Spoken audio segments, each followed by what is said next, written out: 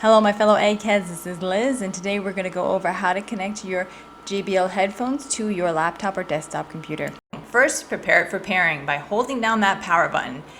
Your headset will turn on, and then wait for it to blink blue like you see. Now it's ready to pair. Okay, so now that we're ready to pair, we are going to go to your Dell computer. From your desktop, you're going to navigate to that left-hand corner start button, and you're going to hit the settings wheel, which is just above the power wheel where it says settings, and we're going to go ahead and click on it.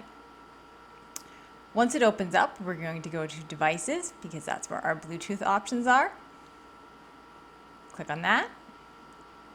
And now that we're on our Bluetooth bar, we're going to hit add Bluetooth or other device, or that little plus symbol. Okay, so I'm going to hit that plus symbol. It's going to open up. I'm going to hit Bluetooth, and I'm going to look for my JBL headset that's ready to pair and click on that. If you find something else is connected, you may have to hit it and click on it and disconnect it if you have any problems. But as you can see, only my JBL headset is connected. If it still doesn't work, quick troubleshooting things, go to your phone and turn off your Bluetooth or disconnect your headset. Another thing, if it still won't work, navigate down to that little sound icon, click on it, expand the bar, and make sure your headphones are selected and not your computer audio. So if you find that it's connected but not playing, that could be a reason why. But anyway, that is how you connect your JBL headset to your Dell computer.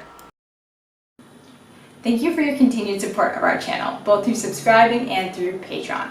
Also, a big shout out to our fellow eggheads who purchased merchandise from our store. Also, a shout out to our friends at Pinion Designs who crafted this merchandise for us with their talented designers. Not a paid endorsement, we're just really impressed with their work. But anyway, you can find their website in the description down below.